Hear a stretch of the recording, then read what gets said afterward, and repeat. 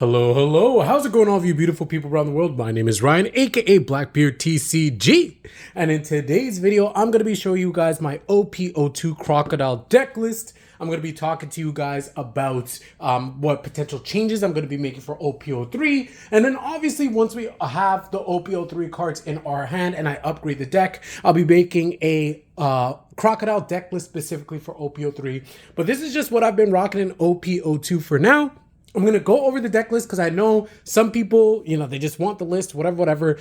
Again, I will say, as with any card game, you can copy and paste somebody's deck, but if you don't know how to actually play it or how it actually works, it's not going to add any value. But I'll still show you guys the list first for anybody that just wants to yoink it. You can go ahead and do so. Otherwise, you could stick around in the video to hear about my thoughts and my opinions in terms of the deck, how it plays, the matchups, things like that, and then the cards I'm going to be substituting out. So that being said, I like to do my deck profiles in certain ways where I like to section out the cards. So first, I'm going to talk about the defensive end. So I'm actually starting this deck profile off with the events. So we have 4 copies of Albuquerque Fist. I know, obviously, that's not what it's actually called, but that's what we call it on this channel. We have 4 copies of Mr. 2 Bon Clay from OP-01.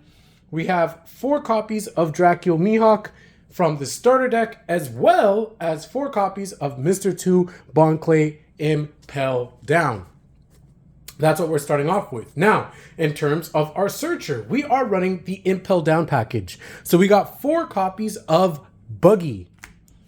No alternate art or no box topper version. I definitely want to get that because it looks nice. Or no, is it the box topper or is it just a straight alternate art? I think it's just a straight alternate art, right? Yeah, it's just a straight alternate art. I think it looks really clean. I do want it. But yeah, we're running 4 Buggy. Then for defense, we will be running Doflamingo, 4 of them, as well as 3 Inazuma. Again, Impel Down. Then we're running a little bit of a Pacifista engine. So we have 4 Sentamaru, 3 Vanilla Pacifista, and 1 blocker Pacifista. More into that later. Then to round it out, of course, the whole reason why you play the Impel Down package, you have to have your 4 Emporio and Vankov. Like, that's just straightforward standard. You have to have that. Your 4 Luffy. And then, of course, we can't be playing Crocodile without Crocodile. So we got 4 Impel Down Crocodile. And then to round it out, our last card, our Beast, our endgame card, our 3 Dracula Mihawk. I really need to get a playset of Altar Dracula Mihawks. I really want them. The art looks so good. It's my favorite art in the entire game. That's the list, guys. So there you go. Anybody that wants to yoink it, boom, you could take it. Okay, let's talk about the build. Let's talk about Crocodile. I'm a firm believer that Crocodile has always been a strong leader. From super pre-release days, right? From super pre-release days, Crocodile has been performing. Now, why did he kind of fall off? Why is he not as popular? Well, it's pretty easy to explain. If you think about it, what was really dominating and really popping off in OP-01? There was a lot of Kid. And that was the worst matchup for this deck because in OP-01, how do you deal with 8-cost Kid? You can't keep up with the tempo of Kid and you can't deal with it once 8-cost Kid is on board with a bunch of blockers. This deck struggled mightily into Eustace Captain Kid. And so that's why we didn't see that much Crocodile. It wasn't because Crocodile was bad. It was because Kid was so good, right? Come OP-02, we now have access to the Impel Down package. And I'm a firm believer that, blue is just an unpopular color. I think Vankov is pretty good. I think that Crocodile is pretty good. I think that Doflamingo is pretty good. But again, obviously, people branch to the things that are popular. People go off after things that are tried and true. And you can't go wrong with Zoro. You can't go wrong with Law. But with that being said, this deck can still compete with them. Don't get it twisted. This deck can compete with them. Now, coming to OP-03, that is when this deck will start to really shine because obviously OP-03, the metagame is going to be more heavily focused on Zoro, Ace, Whitebeard, those red decks. There's going to be some Law, right? This deck will continue to evolve and have a very, very good matchup against those decks. The difficult decks, be it green decks, if you take a look at Eustace Kid, what does Eustace Kid evolved and adapted into even in OP-03? film. It's going to be the film package for Eustace Kid. So the good thing is, if you're going up against film Eustace Kid, it's actually a better matchup than going up against the traditional Eustace Kid, because now you don't really have to worry about 8-cost Kid. All the film stuff is food. You can go ahead and deal with that. It's no problem. You have your Mihawk as well that can deal with the Luffy when needed. You can match the tempo for the most part. They can play multiple cards. You can play multiple cards. You can bounce cards back up to their hand, right, to try to throw off their tempo plays. So the deck is going to get stronger, as well as the addition of 3,000 Worlds or 3,000 Strikes or whatever, 3,000 Worlds, whatever Zoro's move is called. With the addition of that card, that is going to be huge. That's going to be our out for Marco. So this deck will only get better in OP-03. And then in OP-04, it's going to get even better with the addition of Red Rock, with the addition of 10-cost Kaido. So this is a deck that has been able to be played from the beginning, and it is only consistently getting better, which is great. So that is why I love Crocodile, and I will continue to play Crocodile. So the list, let's talk about it. So the 4 Albuquerque Fists are really nice in OP-02. Obviously, you could use it to like deal with Marco and any other troublesome stuff. This card does get power crept, so we are going to be substituting this out later. More on that after. Of course, we have our 2K counter lineups here. Obviously, you could substitute this for like Alvida, or if you want to play other 2K counters, you definitely can. Obviously, you do want to have the Impel Down Bon Clay though, because we are playing the Impel Down engine. So that way we do have a searchable 2K counter off our Buggy. Coming to Buggy, we have 4 copies of Buggy, self-explanatory. You want to have the Buggy because he's going to be able to search any of our pieces. Also, Albuquerque Fist is also, if I can get that focus in, it's also Impel Down card. So with that being said, if you are in that pinch where you are trying to go for game, they have double blockers, you have Buggy, you're able to search for your Albuquerque Fist, you're able to bounce their Marco, you're able to use your leader ability to then use Dawn to bounce another blocker, and now you can start going for game, right? So it opens up all of those things. You'll notice there's no Perona. There's no space for Perona in Crocodile, in my opinion, because you either play a pure Impel Down package, you play a pure Sentomaru package, or you fuse them together, kind of like how this is here. And this was taken by inspiration from a player in Japan, I believe, that was also piloting Crocodile, mainly in OP-03, that fused the 2 engines. So yeah, you definitely kind of have to pick and choose. And no matter which one, you don't really have room for Perona. If you think about it, no one just texts 1 copy of Perona. There's no point, right? So you're going to play 4 copies of it. And what 4 cards are you going to take out? There's just no room for it. And quite frankly, you don't need it, because then you also have your 4 copies of Doflamingo, who's going to allow you to play your Impel Down style. What do I mean by that? Obviously, you can look at the top 5 cards. If you don't have your Ivankov, try to get your Ivankov. If you don't have your Luffy, try to get your Luffy, and vice versa, right? Of course, if you don't see any of those tools, you don't have them in your hand, throw them to the bottom of your deck and try again, right? So that's the idea of that. Inazuma, 3 copies. Again, I got this idea from one of the players in Asia. It just makes so much sense, right? Like, I've never been in a situation where I wanted 4 copies of Inazuma, right? Like, I never lost a round and said, damn it, like, I wish I had 1 more Inazuma. Like, I'm almost tempted to even drop this down to 2 copies. But 3 is a nice sweet spot. I mean, it's just a good card. Obviously, it's another blocker for the deck, which just works with our game plan.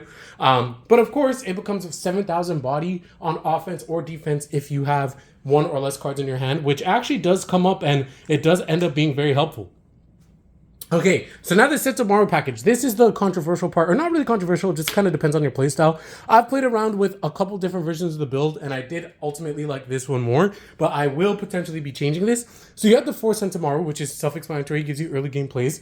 Then you run 3 vanilla Pacifista with 1 blocker Pacifista. Now, why is that? So in the late game, it is very nice to where if you are in a scenario and you do need to be able to get that last blocker out to try to live, you can do that and tutor out your blocker Pacifista. It's really nice to have that. I think that 3 is more than enough in terms of the vanilla Pacifistas. Again, it's one of those things where I'm like, oh, I wish I had 1 more Pacifista that I could be able to just play from my hand directly or cast out with Sentomaru. I think 3 is really nice. And then just having the option to be able to bring out the blocker is also nice. Now, with that being said, if I was playing a pure Sentomaru engine, like more Pacifista engine, these numbers would change. I would max out on my Pacifista vanilla. I would max out on my Pacifista blocker, and I would also add Kuma. So I have tested out both. I think that there is a time and place for all of them. The reason why I do like this build a little bit more is because I feel like if I am going up against Film Kid, I feel like I can play a little bit better just because of the ability to have the Impel Down package of a Vankov into Luffy or a Vankov into Crocodile. Being able to play that on tempo, on curve, it feels really good when you're going up against that deck. And so that's why, in my opinion, I really like this format more, or this build in this format more, if there's going to be a lot of Film Kid. But if there wasn't as much Film Kid, then I would play more of a Sense of Moral focus build. But I'm mixing them together. This is straightforward, self-explanatory. This is why we play the deck. Again, I just kind of explained it, right? This obviously sets up game. This gives us insane tempo plays, allows us to bring stuff on the field. Playing things for free is always amazing. And then also replenishing hand if needed. Really good beat stick. And then the 3 Dracula Mihawk to close out games and get rid of any problematic cards. So that's the reason for the build. Now, for OP-03, what will end up changing? So right off the bat, and again, this is all tentative. I'm going to be making a OP-03 Crocodile build as well once I have everything set in stone. But I'm going to just give you guys an idea of what I'm planning. So your Albuquerque Vis, this card gets Power Crept. This is taken out. You're going to add in 3,000 worlds, right? Instantly. You don't even have to think about it. That is the new staple blue card. I'm going to be taking out these Mr. Tubon Clays for Kaya, right? If you guys checked out my video where I talked about must-buy singles, I think Kaya is definitely a must-buy. Reason for that is because she is going to be a 2K counter, so she literally fills the exact same role as that Mr. 2, but also allows you to potentially have the play of playing it and drawing 2 and then being able to do something else. So if you have that Doflamingo, you know what you're about to draw. You can play that Kaya and draw 2 and potentially be able to pop off that way. So it just gives you another option, another way to play the game that you otherwise wouldn't have been able to if you were to play any other 2K counter. So in my opinion, it's a no-brainer. That's going to be something else that I'm going to be implementing. Now, I do kind of want to up the number of Mihawks to 4. So in terms of what I would take out at that point, I would probably drop the 1 blocker Pacifista and turn that into Mihawk. But what I was also thinking as well is I have no problem dropping 1 Inazuma instead and turning that into Mihawk for reasons I mentioned earlier. Again, it's searchable. I've never really felt like I needed more Inazumas, and I've already been testing with 2, so I feel like I want to do that. I definitely want to get 4 Mihawks into the build though in OP-03. And then I think that the build, say if I even did it like that.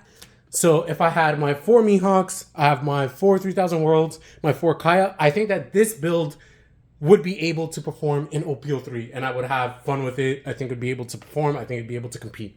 Now, of course, I have thought about changing things up further. As you guys know, I am interested in playing copies of Soul King. So what am I also planning to do for this build? I'm planning on potentially dropping the Impel package lineup. So I would drop Vankov, I would drop Luffy, I would drop Crocodile, I would drop Buggy, and then I would also drop the Inazuma. Debatable if I want to drop this or not, but it doesn't matter. It's 2K counter. You can put any 2K counter there, right? So reasoning for that is because now I would play more of a Pacifista focus engine. So I'd max out on this, right? So we would get 1 more copy of this. But then we would also max out on blocker Pacifista, and then we would max out on Kuma from OP-01. So now we have a whole bunch of Pacifistas and all of those good things to be able to pop off with. And then we also implement Soul King, right? So we get copies of Soul King in there, 3 to 4 copies, which is going to add more bouncing, more consistency, more draw power, all of those things. And then on top of that, because again, we're going to need to replace all these cards. On top of that, we're going to go ahead and play, what is that card? The Trafalgar Law, the promo Trafalgar Law. We're going to be playing 3 copies of that, 3 to 4 copies of that. That's the one that if your opponent has 6 cards in their hand, they lose 1 life. It sets up unpredictable lethal states because people just don't see that card that often, and it's actually not that bad. So I definitely would play copies of that. Then, of course, we're losing big vanilla bodies as well because we'd be dropping this. So then we would replace that with the vanilla Dracula Mihawk as well that has a really good stat line. So those are the ideas that I'm thinking of right now. Dropping the Impel Down package, potentially becoming more of a Sentomaru Pacifista focus package with more late game vanilla cards, using Usopp to bounce, having 3,000 worlds, obviously our leader ability to really control the board. That's what I'm kind of thinking. In terms of blockers, of course, replacing that, you can put in things like Trafalgar Law, you can put in things like Boa Hancock. So that's kind of the idea that I see this deck ultimately evolving with Soul King. Once I get my hands on those, I won't be getting those day one because it's secret rare. I know it's going to be expensive, but I will have it in my cart. And when the price drops, I am going to pick it up and shift the build more towards that sense. And when I do, of course, I'll make a deck profile on that.